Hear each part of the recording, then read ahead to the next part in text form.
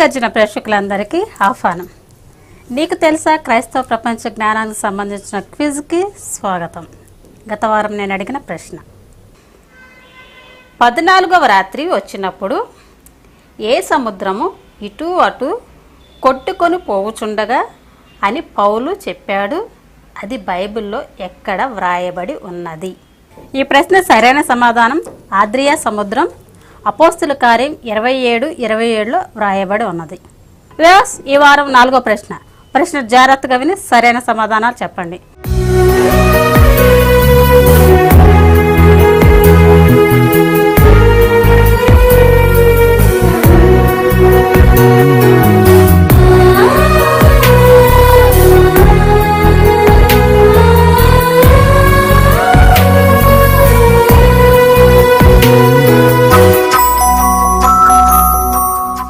నీకు తెలుసా 4వ ప్రశ్న, దేవుని ఆత్మ సంసోను మీదకి ఎన్నిసార్లు వచ్చెను? సంసోను విప్పమన్న పొడుపు కథ ఏమిటి? ప్రశ్న మరొకసారి, దేవుని ఆత్మ సంసోను మీదకి ఎన్నిసార్లు వచ్చెను? సంసోను విప్పమన్న పొడుపు కథ ఏమిటి? ఈ ప్రశ్న సరైన సమాధానం ఓన్లీ ఫోన్కి వస్తారో తెలియచేయండి, ఎస్ఎంఎస్లు వద్దు.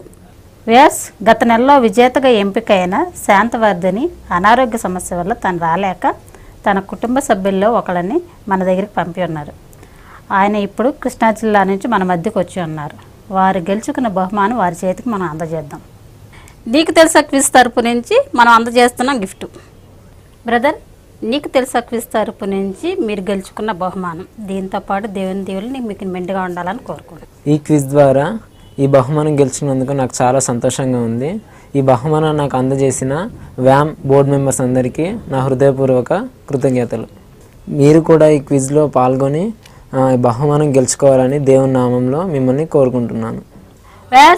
ఇప్పుడు దైవజనులు క్రీస్తు పాదసేవకులు విక్టర్ రాంపోగ్ గారు వాక్య సందేశాన్ని అందిస్తారు. మనం శ్రద్ధగా విన్నాం.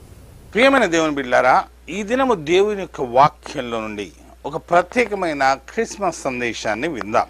ఏమిటది అంటే బెత్లెహేము. దేవుడు ఈ బెత్లెహేమును ఎందుకు వాడుకున్నాడు? మీకా 5వ అధ్యాయము 1 నుండి 2 వచనాలు చదువుకుందాం. మీకా 5వ అధ్యాయము 1, 2 వచనాలు. అక్కడ ఏముందో చూడండి దయచేసి బైబిల్ ఉన్నవారు. అయితే సమూహములుగా కూడుదానా, సమూహములుగా కూడుము, శత్రువులు మన పట్టణము ముట్టడి వేయుచున్నారు. వారు ఇశ్రాయేలుల న్యాయాధిపతిని కర్రతో చెంప మీద కొట్టుచున్నారు. బెత్లెహేము, ఎఫ్రాతా, యూదా వారి కుటుంబంలో నీవు స్వల్పమైన గ్రామమైనను నా కొరకు ఇశ్రాయేలీయులను ఏలబోవాడు నీలో నుండి వచ్చును. బెత్లెహేము దేవుడు ఏర్పరచుకున్న స్థలము. క్రిస్మస్ కోసం బెత్లెహేమును ఆయన ఎన్నుకున్నాడు. ఎందుకు ఈ బెత్లెహేము? బెత్లెహేము యొక్క ప్రాముఖ్యత ఏమిటి? బెత్లెహేములో ఉన్న గొప్పతనం ఏమిటి? ఒకవేళ బెత్లెహేము చరిత్ర గమనిస్తే దాని గురించి ఎక్కువగా మనకు తెలియదు. కొన్ని బైబిల్లో విషయాలను జ్ఞాపకం చేసుకుందాం. ఉదాహరణకు ఆదికాండము 35:18 నుండి 19 వచనాలలో గమనిస్తే ఈ బెత్లెహేము ప్రత్యేకత ఏమిటంటే రాహేలు బెంజమీనుకు జన్మనిచ్చిన స్థలం. అంతేకాదు, ఈ బెత్లెహేములో రాహేలు చనిపోయింది కాబట్టి రాహేలు మరణ స్థలము ఈ బెత్లెహేం. ఒకవేళ రూతు గ్రంథానికి వస్తే రూతు బోయజుల ప్రేమ స్థలం ఇది. ఒకవేళ దావీదును గురించి ఆలోచిస్తే దావీదు జన్మస్థలం ఇది. ఇది బెత్లెహేము యొక్క క్లుప్త చరిత్ర. కానీ ఈ బెత్లెహేములో ఉన్న ఇంకా ప్రత్యేకమైన విషయాలు ఏమిటో మనం ఈరోజు తెలుసుకొని ఆశీర్వాదాలు పొందాలని ఆశిస్తూ ఉన్నాం. బెత్లెహేం ఏమిటి? మీకా 5వ అధ్యాయము 1-2లో మనం చదువుకున్నాం. బెత్లెహేం ఏమిటి? అక్కడ మొదటి వచనము మనము గమనిస్తే అక్కడ ఒక మాట రాయబడి ఉంది, చూడండి. శత్రువులు మన పట్టణము ముట్టడి వేయుచున్నారు. బెత్లెహేము దేవునికి ఎందుకు అవసరమైందనంటే, ఈ పట్టణము అక్కడ ఏమన్నదో చూడండి, మన పట్టణము, ఈ బెత్లెహేము పట్టణము శత్రువులు ముట్టడి వేయుచున్నారు. దేవుని ప్రజల పట్టణము, దేవుడు ఏర్పరచుకున్న జనానికి ఉండవలసిన ఈ ఊరు దేవుని ప్రజల ఊరు. ఈ ఊరును ఎవరు ముట్టడి వేయుచున్నారు?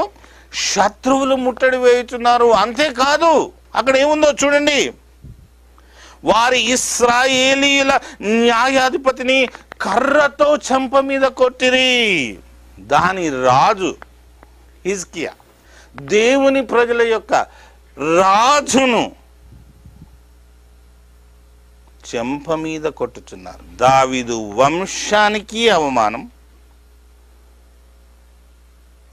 దేవుని ప్రజలకు అవమానం, రారాజుగా నిరంతరము ఏలవలసిన ఆ దేవుడు ఏర్పరచుకున్న పట్టణం ఇది. కాబట్టి దేవునికే అవమానం.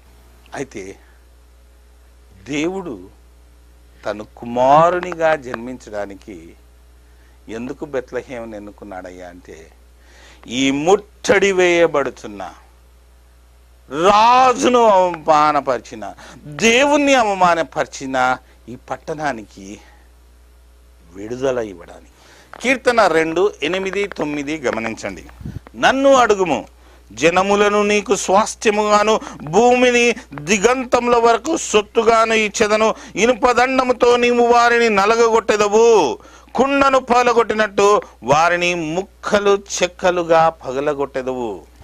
ఎందుకు బెత్లెహేము అనంటే, ఈ శత్రువును ఇనుప దండముతో నలగగొట్టడానికి, వారిని ముక్కలు చెక్కలుగా చేయడానికి, ముట్టడి వేయబడిన ఈ పట్టణమును విడిపించడానికి, అనగా శత్రువులకు ఓటమి, దేవుని ప్రజలకు జయమును ఇవ్వడానికి. అందుకే ఈ బెత్లెహేము. ఆత్మీయ సత్యం ఏమిటి? క్రీస్తు ఈ లోకంలో పుట్టాడు. మన జీవితాలు కూడా ఈ బెత్లెహేము వలె సాతాను ద్వారా ముట్టడి వేయబడి ఉన్నాయి. సాతాను ప్రతిదినము మనల్ని చెంప మీద కొడుతూ మనకు అవమానం తెస్తూ ఉన్నాడు. మనల్ని అంధకారములో నడిపిస్తూ ఉన్నాడు. మనల్ని తప్పుదారి నడిపిస్తూ ఉన్నాడు. ఈ బెత్లెహేము వలె మనము చిక్కులో పడి ఉన్నాం. క్రిస్మస్ నేర్పే బోధ ఏమిటంటే, ఈ బెత్లెహేమును విడిపించుటకు దేవుడు ఇనుప దండంతో వచ్చినట్టుగా మన జీవితాలలో కూడా సాతానును ఓడించడానికి ఆయన రక్షకునిగా వస్తూ ఉన్నాడు.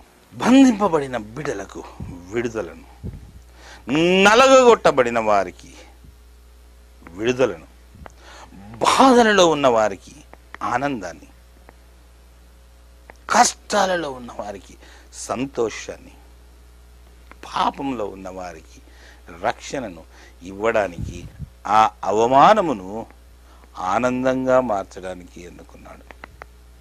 రెండవది, బెత్లెహేము అంటే హౌస్ ఆఫ్ బ్రెడ్ అంటారు. భోజనపు ఇల్లు, రొట్టెల ఇల్లు, ఆకలి ఉండని స్థలం, సమృద్ధి అనే మాట కూడా మనం వాడవచ్చు. బెత్లెహేం అనే మాట 2 హీబ్రూ పదాల కలయిక. మొట్టమొదటిది బెత్ అనే మాట. బెత్ అని అంటే ఇల్లు అని అర్థం. ఈ ఇల్లు 2 రకాలుగా ఉండవచ్చు. ఏమిటంటే, మొట్టమొదట ఈ బెత్ అనే మాట మనుషులు నివసించే ఒక గృహానికి వాడేవారు, మనుషులు ఉండే ఇల్లు బెత్. అంతేకాదు, బెత్ అంటే దేవుడు నివసించే ఇల్లు కూడా, అనగా ఒక టెంపుల్, ఆలయము కూడా. కాబట్టి బెత్ అనే మాటకు ఇల్లు అని అర్థం. మనుషులు నివసించేదైనా, దేవుడు ఉండే స్థలమైన, అది బెత్. రెండవ మాట అందులో హెలెమ్, బెత్ లహెమ్. దీనికి అర్థము రొట్టె లేక భోజనం. కానీ ఈ భోజనము అనే మాటను ఏ సందర్భంలో వాడినారో మనం చూద్దాం. సంఖ్యాకాండము 14వ అధ్యాయము 9వ వచనం చూడండి. సంఖ్యాకాండము 14వ అధ్యాయము 9వ వచనము. మెట్టుకు మీరు యెహోవా మీద తిరుగబడకుడి, ఆ దేశ ప్రజలకు భయపడకుడి, వారు మనకు ఆహారమగుదురు, వారు మనకు హెలెమగుదురు. ఇక్కడ దేని కొరకు వాడినారంటే, దేవుని ప్రజలు మీరు మీ శత్రువులకు భయపడకండి, మీరు మిమ్మలను నశింపజేస్తున్నారే వారికి భయపడకండి, మీకు అవమానం తెస్తున్న వారికి మీరు భయపడకండి. ఎందుకు తెలుసా? ఎవరైతే మిమ్మల్ని చంపాలనుకుంటున్నాడో వాడు నీకు హెలెమగును, వారు మీకు ఆహారమగుదురు. భోజనపు ఇల్లుగా మారుతుంది బెత్లెహేము. వారు మీకు ఆహారం అవుతారు, అనగా వారు చంపబడతారు, వారు ఓడించబడతారు, వారు కూల్చబడతారు, వారు నాశనం అవుతారు, నీ శత్రువులు నాశనం అవుతారు. బెత్లెహేము అని అంటే అది అర్థం. అందులో కింద ఏముందో చూడండి. ఆ సర్వజనము వారిని రాళ్లతో కొట్టి చంపవలెను, వారి నాశనము దగ్గరికి వచ్చింది. ఆహారం అంటే ఏమిటి ఇక్కడ అంటే శత్రువుకు అపజయం కలగడం. ఆహారం అంటే ఇక్కడ ఏమిటంటే శత్రువు నాశనం కావడం. ఆహారం అంటే ఇక్కడ ఏమిటంటే శత్రువు ఆక్రమించుకున్న పట్టణాన్ని మనము తిరిగి సంపాదించుకోవడం. సంఖ్యాకాండం 14:9లో మరొక మాట ఉన్నది చూడండి. వారు మనకు ఆహారమగుదురు, వారి నీడ వారి మీద నుండి తొలగిపోవును, యెహోవా మనకు తోడై ఉన్నాడు, వారికి భయపడకూడనిది. యెహోవా మనకు తోడై ఉన్నాడు, ఆహారమగుదురు, వారు నాశనం అవుతారు, మనమేమో స్వాధీనపరచుకుంటాం అని. కింద ఏమంటాడంటే దేవుడు మనకు తోడై ఉన్నాడు. క్రిస్మస్, క్రీస్తుకు ఉన్న ఒక బిరుదు ఏమిటి? ఇమ్మానుయేలు. ఇమ్మానుయేలు అని అంటే దేవుడు మనకు తోడు. బెత్ లెహెమ్, హెలెమ్, శత్రువులు మీకు ఆహారమగుదురు. ఎందుకో తెలుసా? ఇమ్మానుయేలు ఉన్నాడు, ఇమ్మానుయేలు ఉన్నాడు అక్కడ. క్రిస్మస్, క్రీస్తు ఉన్నాడు, దేవుడు మనకు తోడై ఉన్నాడు. అందుకే శత్రువు నాశనం అవుతుంది. మరి ఈ ఇమ్మానుయేలు, దేవుడు మనకు తోడు చేసే పని ఏమిటి? అందుకే యేసు అన్న మాట చూద్దాం. మత్తయి సువార్త 26:26లో యేసు ప్రభు ఏమంటాడు? ఈ భోజనము, ఈ హెలెమ్ నేనే, నేనే జీవాహారమును, జీవాహారమును నేనే అంటాడు.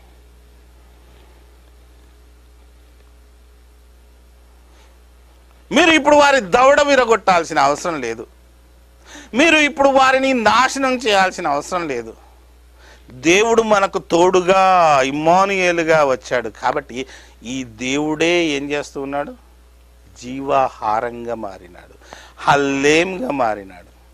బెత్ లెహెమ్, దేవుడే మన జీవపు రొట్టెల ఇల్లుగా మారి సాతాను తన కింద అనగదొక్కి నాశనము తెచ్చినాడు, మనకు జీవమును ఇచ్చినాడు. బెత్లెహేమ్ అంటే అది. తర్వాత మూడవ విషయము, బెత్లెహేమును ఎందుకు ఎన్నుకున్నాడంటే, బెత్లెహేము బలి పశువుల పెంచే స్థలం. బెత్లెహేము బలి పశువులను పెంచే స్థలం. చాలామందికి ఈ విషయం తెలియకపోవచ్చు. కానీ యెరూషలేములో దేవాలయమునందు ప్రధాన యాజకులు ప్రతిదినము ఉదయము సాయంత్రము పాప పరిహారము నిమిత్తము బలులను అర్పించేవారు. ఇది ఆ దినాలలో ఉన్న ఆచారం. నిర్గమకాండము 29:38లో ఈ విషయాలను గమనించవచ్చు. కొన్ని వందల సంవత్సరాలుగా యెరూషలేములో ఈ గొర్రెలను ఈ బెత్లెహేము నుండి తెచ్చేవారు. బెత్లెహేము యొక్క ప్రత్యేకత ఏమిటంటే బలి పశువులను పెంచే స్థలం. ఏదైతే పాపము కొరకు రక్తము చిందించబడాలో ఆ బలి పశువులను పవిత్రమైన యాజక ధర్మము ప్రకారము ప్రత్యేకించబడిన ఆ నియమాలకు సరిపోయిన బలి పశువులను అక్కడ పుట్టించి పెంచేవారు. వాటిని తెచ్చి యెరూషలేము బలిపీఠము మీద అర్పించి రక్తము చిందించేవారు. దేవుడు బెత్లెహేమును ఎందుకు ఎన్నుకున్నాడయ్యా అంటే యెషయాలో వ్రాయబడింది కదా, యేసు ప్రభు అనే బలి పశువు కూడా ఈ బెత్లెహేము నుండి వచ్చినట్టుగా చూస్తూ ఉన్నాం. యెషయా 53:7 వదకు తేయబడిన గొర్రె పిల్లయు బొచ్చు కత్తరించు వాని ఎదుట గొర్రెయు మౌనముగా ఉండునట్లు ఆయన నోరు తెరవలేదు. ఈయన కూడా ఒక బలి పశువుగా పాప పరిహార్థ నిమిత్తమై అర్పించబడవలసిన వానిగా ఇదిగో ఈ లోకానికి వచ్చినాడు. కాబట్టి ఆ బెత్లెహేము చూడండి ఎటువంటి సంబంధం అక్కడ ఉన్నదో. యోహాను సువార్త 1:29లో కూడా ఇదిగో లోక పాపములను మోసుకొని పోవచ్చున్న దేవుని గొర్రె పిల్ల వచ్చుచున్న స్థలము బెత్లెహేము యెరూషలేముకు బలి పశువులను పెంచి ఇచ్చిన స్థలమే కాదు, లోక రక్షణ నిమిత్తమై చావబోయి బలి అర్పించబడే ఈ లోక పాపములను మోసుకొని పోవు దేవుని గొర్రె పిల్ల కూడా అదే స్థలము నుండి వస్తూ ఉన్నాడు. అందుకే ఈ బెత్లెహేము ఒక ప్రత్యేకమైన స్థలము. ఇది లోక పాపముల మోసుకొని పోవు దేవుని గొర్రె పిల్ల వచ్చే స్థలం. 4వ విషయం, బెత్లెహేము ఒక పేరు లేని ఊరు. యూదా గోత్రములో అతి చిన్నది. ఎవరైనా మీరు బెత్లెహేము వెళ్ళి ఉంటే చూడవచ్చు, నేటి వరకు కూడా 10,000 మంది కంటే ఎక్కువ ఉండని స్థలం. ఆకర్షణీయమైన స్థలం ఏమీ కాదు, అందమైన స్థలం ఏమీ కాదు, ఇది అందమైన నగరం కాదు, ఇది అల్పమైన గ్రామం. Why Bethlehem then? A big God born in a small town. పెద్ద దేవుడు ఒక చిన్న గ్రామంలో పుట్టినాడు. పేరు లేని ఊరిలో పేరు మోసిన దేవుడు రావటము బెత్లెహేము యొక్క ప్రత్యేకత. మనం నేర్చుకోవాల్సిన పాఠం ఏమిటి? అందుకే 1 కొరింథీ 1:27-29 వచనాల్లో అంటాడు కదా, ఆయన మనకు తెచ్చిన రక్షణ ద్వారా ఏమి జరిగింది? జ్ఞానులను సిగ్గుపరచుటకు బుద్ధిహీనులను వెర్రి వారిని లోకంలో ఏర్పరచుకున్నాడు. జ్ఞానులకు, గొప్పవారికి, ధనవంతులకు, క్రీస్తు లేడని బోధించే వారికి, క్రీస్తుకు విరుద్ధముగా ప్రకటించే వారికి బుద్ధి చెప్పుటకు పేరు లేని బెత్లెహేము లాంటి వారిని ఎన్నుకున్నాడు. చాలామంది అంటూ ఉంటారు సేవలో, నాకు చదువు రాదు, నాకు ఇంగ్లీష్ రాదు, నేను సేవ చేయవచ్చా? బెత్లెహేమును గుర్తుపెట్టుకోండి. అల్పమైనదైనను ఉన్నతమైన దానిగా దేవుడు మార్చినాడు. బెత్లెహేము యొక్క ప్రత్యేకత అది. తర్వాత 5వ విషయము చెప్పుకొని ముగించుకుందాం. బెత్లెహేము రూతు బోయాజులకు ప్రేమ స్థలం. రూతు బోయాజుల యొక్క ప్రేమ స్థలం. మనందరికీ తెలుసు, రూతు అన్యురాలు. ఈ నయోమి భర్త దేవుడు వారికి చెప్పినా కూడా వినకుండా మోయాబు స్త్రీలను వారి కుమారులకు పెళ్లి చేస్తాడు. అన్య స్త్రీలను మీరు పెళ్లి చేసుకోవద్దు, వారు అన్యులు, వారు దేవుణ్ణి విడిచి సృష్టిని పూజించేవారు, మీరు వారిని చేసుకోవద్దు అంటే కూడా వీరు వినకుండా వెళ్ళి అందరూ మగవారు చచ్చిపోతారు. ఆ స్త్రీని పెళ్లి చేసుకోవద్దు, అన్యులను పెళ్లి చేసుకోవద్దు అన్న దేవుడు ఈ బెత్లెహేములో అదే అన్యురాలితో బోయాజుకు పెళ్లి చేస్తాడు. ఎందుకు? ఆమె అన్యురాలైనా కూడా దేవుని నిబంధనలో నీ దేవుడే నా దేవుడు, నీ జనాంగమే నా జనాంగము, నీవు ఎక్కడ చస్తావో నేను అక్కడనే చస్తాను అని జీవము గల దేవుని తన హృదయంలో అంగీకరించింది. కాబట్టి ఆ అన్యురాలు మొట్టమొదటిగా ఒక యూదుణ్ణి ప్రేమించిన స్థలం. ఇది దేనికి గుర్తు? ఇది దేనికి గుర్తు అంటే క్రీస్తు సంఘానికి గుర్తు. ఇశ్రాయేలులే కాదు, ఏర్పరచుకొనబడిన వారు, అన్యులుగా పరిగణించబడుతున్న మనము కూడా రక్షణ ద్వారా ఇదిగో యూదులమవుతూ ఉన్నాం. అందుకే గలతీ పత్రికలో అంటాడు కదా, నూతన ఇశ్రాయేలు అన్నమాట. మనము కూడా క్రీస్తులో విశ్వాసులమైన వారము ఇశ్రాయేలీలమే. ఏ విధంగా సాధ్యమైందంటే ఈ రక్షణ ద్వారా. చూడండి ఎంత గొప్ప సత్యం. అందుకే బెత్లెహేము అతి స్వల్పమైనదైనా, పేరు లేనిదైనా, చిన్నదైనా కూడా ఇదిగో ఇన్ని గొప్ప సత్యాలు నేర్చుకుంటున్నాం. మళ్ళీ ఒకసారి జ్ఞాపకం చేసుకుందాం.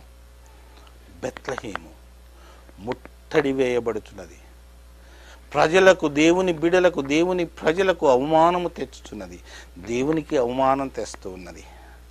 విడిపించుటకు ప్రభువు దేవుడు మనకు తోడుగా వచ్చినవాడు.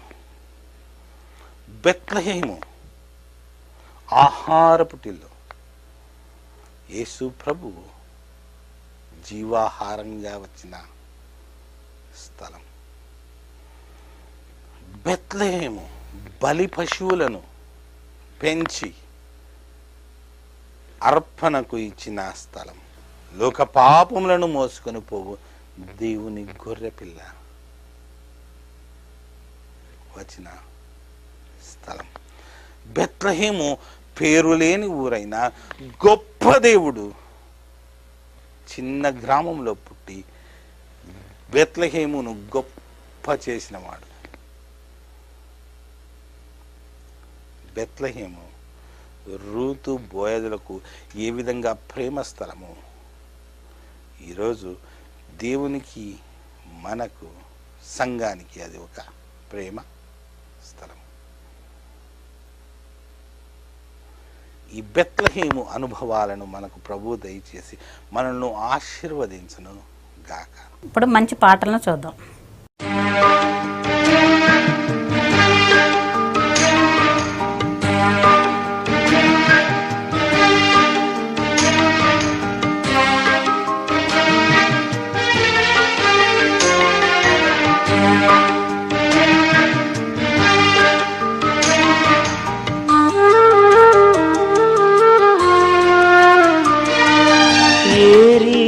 స్తుతింతు శ్రీ యేసు దివ్య ప్రభు, ఏమని వర్ణింతు నీ దివ్య నామమును, ఏ రీతి స్తుతింతు శ్రీ యేసు దివ్య ప్రభు.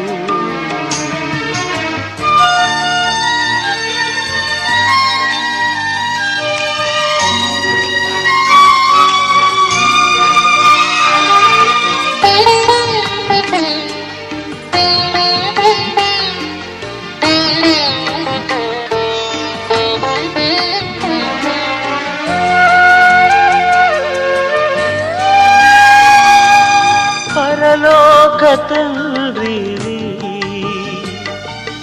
పాపిని ప్రేమించావు,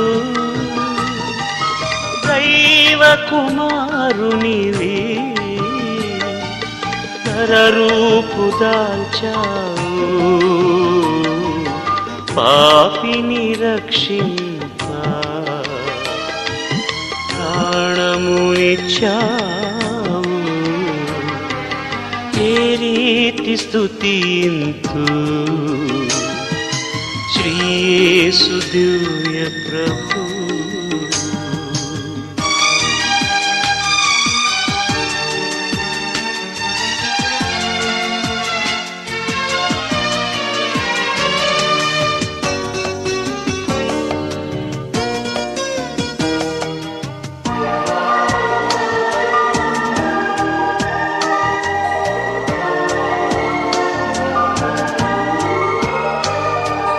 దావీదు కుమారుడవు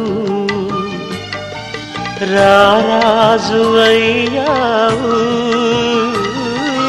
మరియమ్మ కుమారుడవు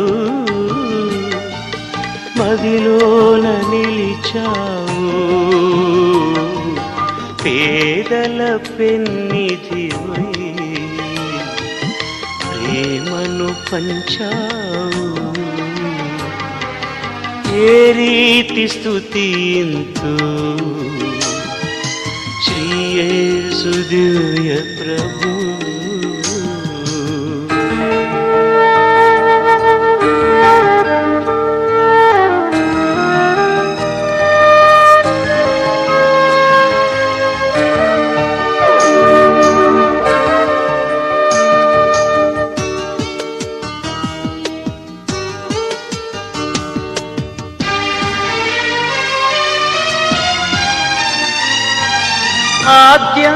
ఆద్యంతరహితుడవు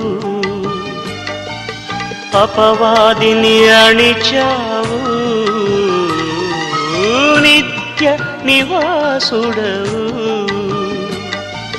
పరమపురికి మార్గమయ్యావు, ఈ పాపిని ప్రేమించి జీవము చూపావు. ఏ రీతి స్తుతింతు శ్రీ యేసు దివ్య ప్రభు. ఏమని వర్ణింతు నీ దివ్య నామమును, ఏ రీతి స్తుతింతు శ్రీ యేసు దివ్య ప్రభు. ఏమని వర్ణింతు